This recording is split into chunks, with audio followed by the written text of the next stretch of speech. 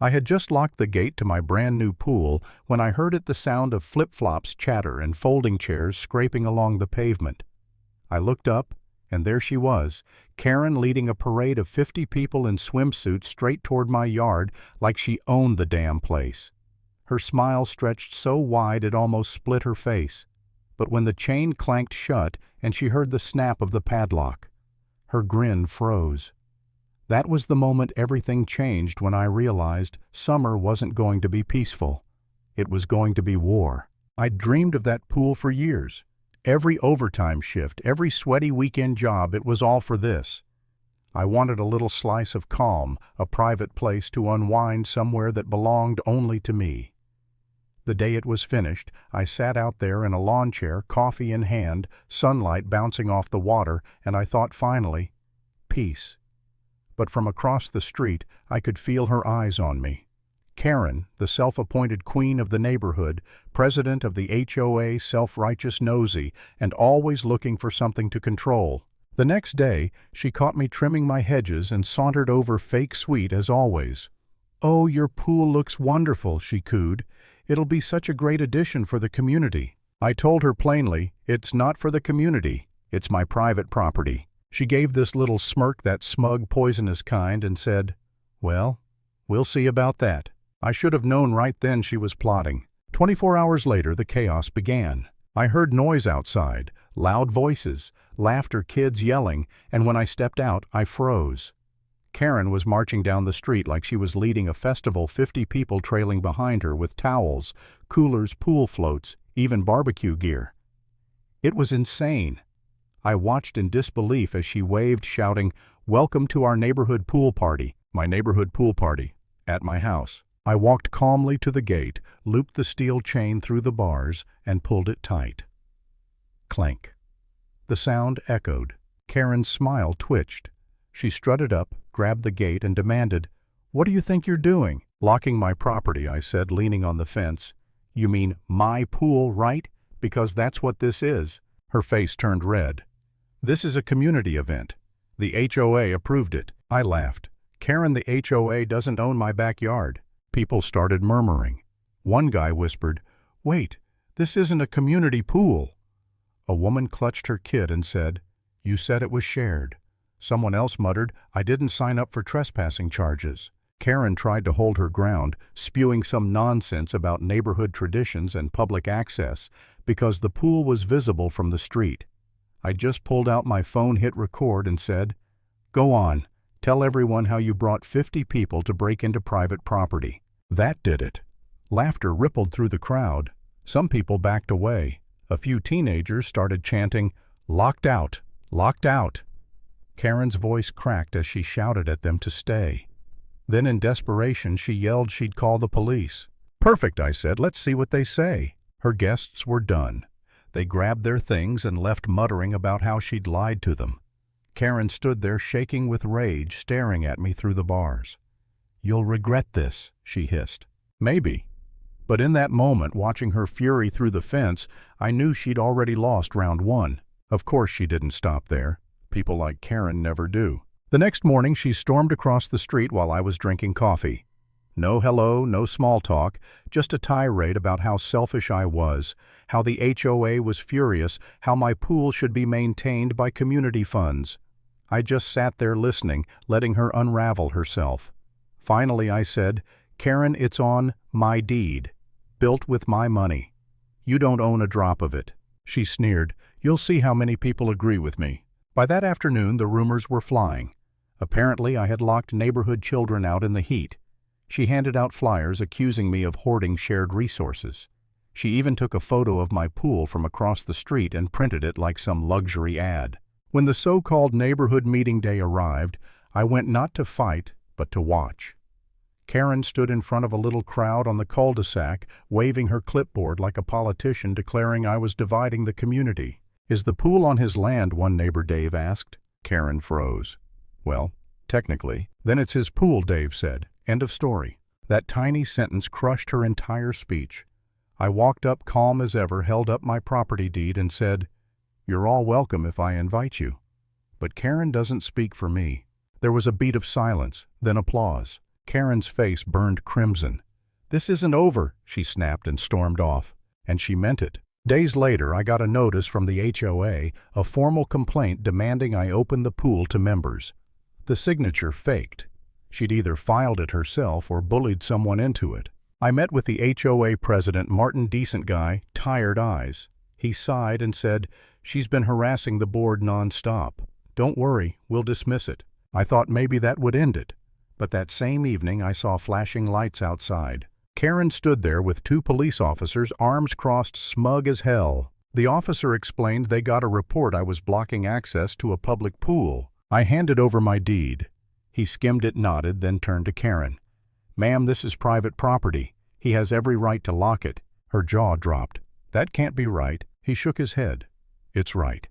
And if you keep wasting our time, we'll cite you." When they left, she was trembling, embarrassed, furious, exposed. But she wasn't done. Oh no. Soon after, she started sneaking around at night. My cameras caught her creeping by the fence, tugging the gate, trying to climb it until she slipped and fell right into the bushes. I printed a still frame from the footage and taped it to her mailbox with a note. "Smile for the cameras." She tore it down within minutes, but I saw the panic in her eyes after that. For a while, the neighborhood turned into a cold war. People took sides, some mocking her, others pitying her. She organized a protest with signs that said, "Share the pool." But half her crowd walked away after someone shouted, "Didn't you call the cops twice already?" That night, I sat by the water, the moon rippling across the surface, and I wondered, maybe I was part of the problem. Maybe locking the gate, filming her holding my ground so stubbornly. Maybe I'd become as obsessed as she was. For a second, I actually thought about selling the house. But then I remembered why I built this pool, the years of work, the money, the dream. I wasn't fighting for water. I was fighting for peace, for boundaries, for the right to say no. That's when I decided I'd stop reacting and start defending. I upgraded everything, reinforced fencing, new keypad lock, motion lights bright enough to blind. The next time she tiptoed across the lawn, the floodlights hit her like a stage spotlight. She froze, eyes wide, caught on camera again before scurrying back to her porch. I smiled. She wanted power. I gave her the spotlight. Then came her next master plan. Flyers again, this time announcing a community pool day, hosted at my address. She even posted it online, claiming the HOA had approved it. I didn't say a word. I just showed the flyers to Martin and invited him to drop by that day. Sure enough, Saturday morning rolled in cars parked up and down the street, people hauling coolers and floaties. I sat inside the fence with a glass of lemonade waiting. Karen strutted up front, clipboard in hand, barking orders about setting up chairs and swim rotations. Then she reached for the gate latch, and it didn't move. She pulled harder. The keypad light blinked red. Her smile faltered. Behind her, people started murmuring. "Wait, this isn't open." I stood, leaned casually on the fence, and said loud enough for everyone to hear, "Private property. Karen doesn't have the code." The crowd turned. Confused faces, angry parents. One dad said, "You dragged my kids here for this." And that's when Martin arrived. Clipboard in hand, HOA badge on his shirt, voice firm. "This pool is privately owned. The HOA has nothing to do with this event." Karen's mouth dropped open. "That's not true. He's bribed you." But no one believed her anymore. Phones came out. People filmed her yelling, shoving, accusing everyone of corruption. Then sirens. The sheriff again. He walked up slow, tired, recognizing the scene instantly. "Ma'am," he said, "we've been over this. You're on thin ice. Leave now, or you'll be charged with disorderly conduct." The crowd actually cheered. Karen screamed, spun on her heel, and stormed home, her reputation in ashes. But even then, she wasn't finished. A week later, I got served. A lawsuit filed by Karen herself claiming my pool was a public easement. I laughed, but my lawyer told me to take it seriously. We gathered everything, deed permits, photos. In court, Karen represented herself. She ranted about the spirit of community, about shared values, even waved an HOA flyer like it was the Constitution. The judge stared at her. "Ma'am, do you have any legal evidence this pool isn't private property?" She hesitated, muttered something about visibility from the street. The judge sighed. "Courts deal in law, not spirit." Case dismissed.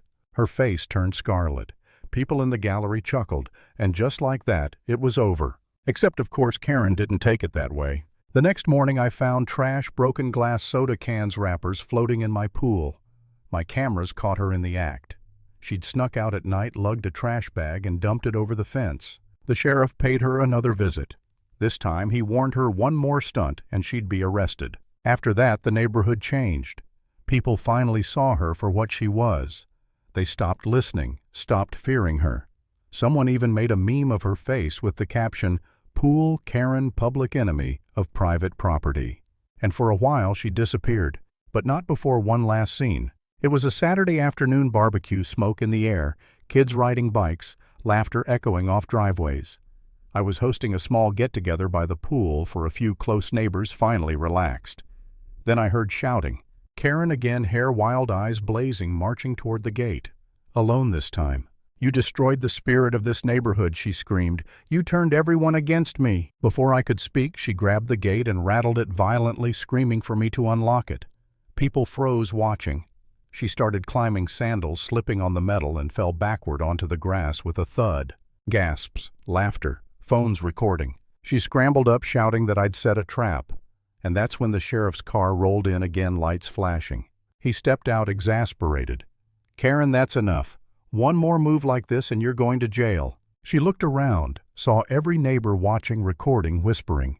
For the first time I saw it, the crack in her armor, the realization that she'd lost. She stormed off without another word, slammed her door, and vanished from sight. I stood there, hands still, the sun reflecting off the calm blue water.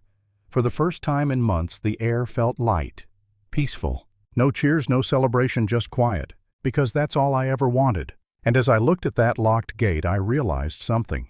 Sometimes the smallest act of resistance, a calm voice, a closed door, a simple padlock is enough to stop a storm.